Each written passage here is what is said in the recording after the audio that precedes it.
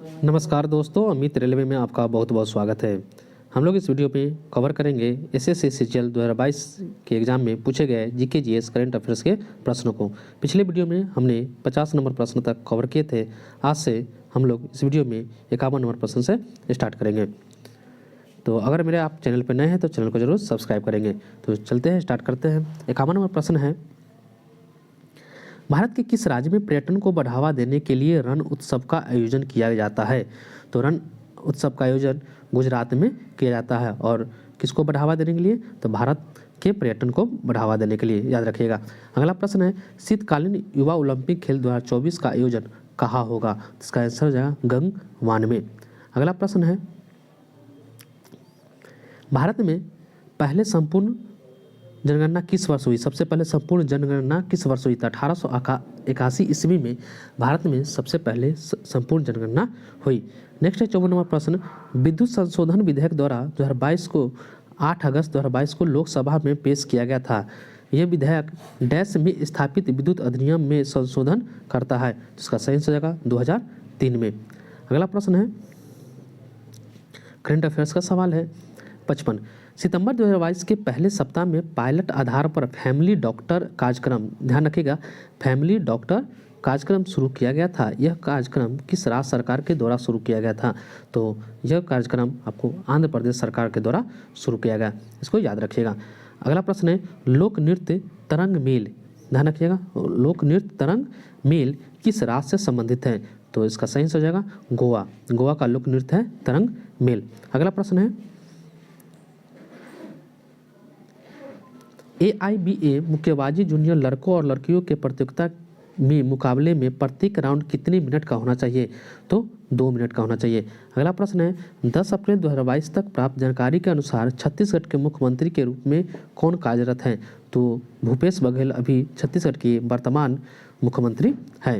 अगला प्रश्न है, ऑल इंडिया मुस्लिम लीग की स्थापना 1906 में कहाँ की गई थी? इसका सही हो जाएगा ढाका। अगला प्रश्न है, जड़त्व के बारे में सही कथन क्या होगा?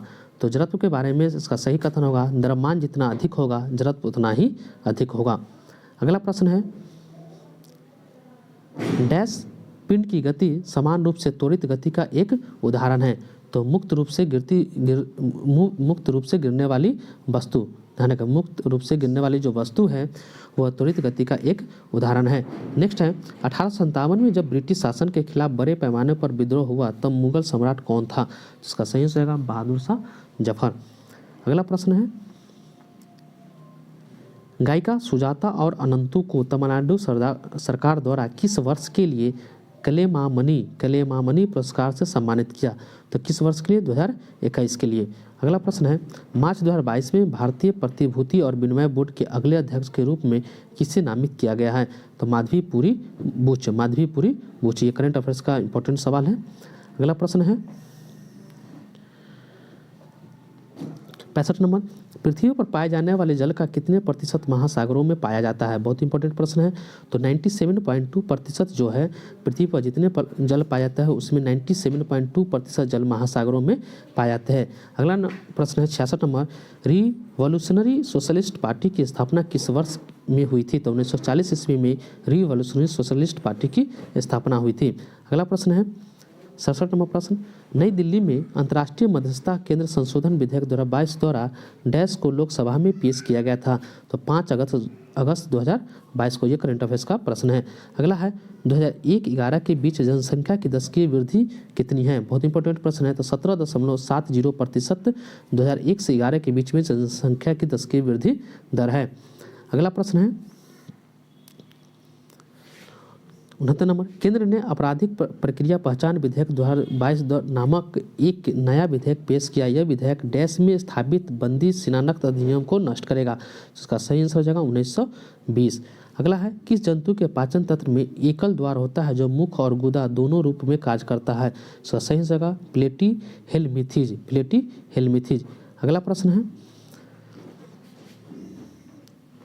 भारत में जूट का पहला कारखाना कहाँ स्थापित किया गया था? तो पश्चिम बंगाल में। अगला प्रश्न है, सकल प्राथमिक घाटा डैश के बीच का अंतर है?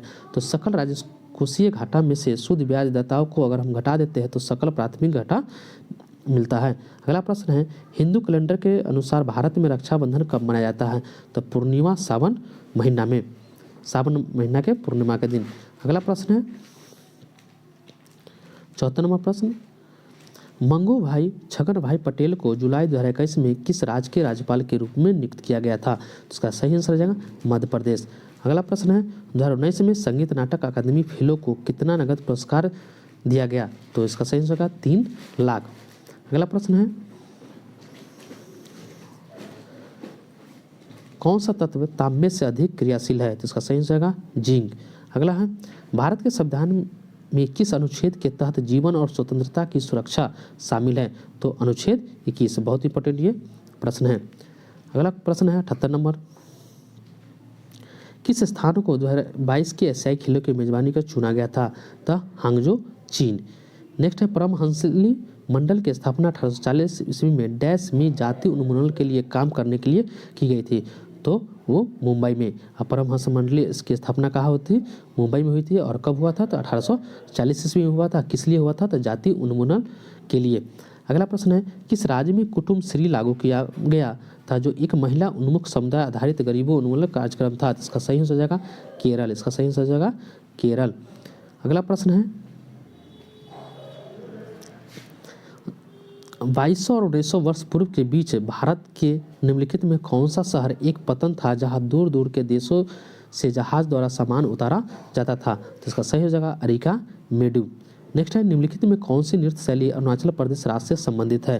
तो इसका सही हो जाएगा बुइया। बुइया जो है अरुणाचल प्रदेश की नृत्य शैली है। नेक्स्ट है निम्नलिखित में किसने लक्षित क्षेत्रों में हाई स्कूल के छात्रों के लिए आवश्यक शिक्षा के लिए श्रेष्ठ कार्यक्रम शुरू की? तो इसका आंसर सही हो जाएगा वीरेंद्र कुमार। अगला प्रश्न है हरियर और बुक्का ने कर्नाटक में एक स्वतंत्र राज्य की स्थापना की और 1336 ईस्वी में किस नदी के तट पर राजधानी विजयनगर की स्थापना की? तो तुंगभद्रा नदी के तट पर। नेक्स्ट है क्लोरोफॉर्म का सही रासायनिक सूत्र लिखे? तो CHCl3 क्लोरोफॉर्म का सही सूत्र है। अगला प्रश्न है MRTP अधिनियम 1969 में एम अक्षर का पूर्ण रूप क्या है? इसका सही आंसर है मोनोपोलीज। 87 नंबर प्रश्न है राष्ट्रमंडल खेल 2018 किस स्थान पर आयोजित किए गए थे? तो राष्ट्रमंडल खेल 2018 वाला जो था गोल्ड कोस्ट ऑस्ट्रेलिया में आयोजित किया गया था। अगला प्रश्न है भारत का नियंत्रण एवं महालेखा परीक्षक निम्नलिखित में से क्या है?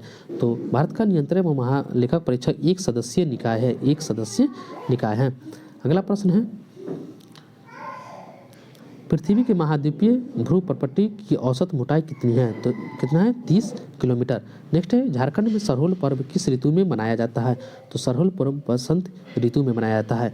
अगला है हर्निवल महोत्सव कितने दिनों के लिए आयोजित किए जाते हैं? तो हर्निवल महोत्सव 10 दिनों के लिए आयोजित किया जाता है और हर्निवल महोत्सव नागालैंड में मनाया जाता है। नेक्स्ट है किसने उद्देश्य प्रस्ताव पेश किया था जिसको बाद में भारत के संविधान के प्रस्तावना के रूप में ग्रहण किया गया? तो जवाहरलाल नेहरू इसका सही आंसर हो जाएगा। अगला प्रश्न है जब नदी मैदानी क्षेत्र में प्रवेश करती है तो वो मोरदार मार्ग पर बहने लगती है। नदी के इस मोरों को क्या कहते हैं? तो उसका सही जगह विसर्प। नेक्स्ट है आयुष मंत्रालय भारत सरकार द्वारा 2022 के अंतर्राष्ट्रीय योग दिवस की 100 दिवसीय उल्टी गिनती को चिन्हित करने के लिए निम्नलिखित में से कौन सा कार्यक्रम आयोजित किया गया था? सही जगह योग महोत्सव। अगला प्रश्न है भारत में नियमित रूप से प्रत्येक डैश में वर्ष जनगणना होती है? तो प्रत्येक 10वें वर्ष में जनगणना होती है, यानी हर 10 साल के बाद भारत में जनगणना होता है। नेक्स्ट है वायुमंडल में कितने प्रतिशत ऑक्सीजन मौजूद है? तो 21% आपका ऑक्सीजन मौजूद है। नेक्स्ट है प्लासी की लड़ाई 1757 में किसने इंग्लिश कंपनी का नेतृत्व किया था? तो रॉबर्ट क्लाइव इसका सही आंसर हो जाएगा। नेक्स्ट है विनियोग विधेयक 2022 लोकसभा में कब पारित किया गया था? तो 10 मई 2022 को विनियोग विधेयक पारित किया गया था। नेक्स्ट है कौन सा जंतु कुटगुहिक नहीं होते हैं? तो स्कॉर्पियन इसका सही आंसर जाएगा। अगला है लास्ट नंबर 100 नंबर किस भाषा से मैन्युस्क्रिप्ट शब्द लिया गया है? तो मैन्युस्क्रिप्ट शब्द लैटिन भाषा से लिया गया था। तो इस वीडियो में हम लोग 50 प्रश्न कवर किए। तो टोटल हमने 100 प्रश्न SSC CGL प्री में जो पूछा गया है उसको कवर कर लिया है। फिर नेक्स्ट वीडियो में हम 50 प्रश्न लेकर आएंगे। आप किसी भी एग्जाम की तैयारी करते हैं ये सभी प्रश्न आपके एग्जाम के लिए बहुत इंपॉर्टेंट है। अगर वीडियो अच्छा लगे तो वीडियो को जरूर लाइक करेंगे एवं अगर चैनल पर नए हैं तो चैनल को जरूर सब्सक्राइब करें एवं वीडियो को सभी दोस्तों में शेयर करें। फिर मिलते हैं नेक्स्ट वीडियो में नेक्स्ट 50 इंपॉर्टेंट प्रश्नों के साथ। धन्यवाद।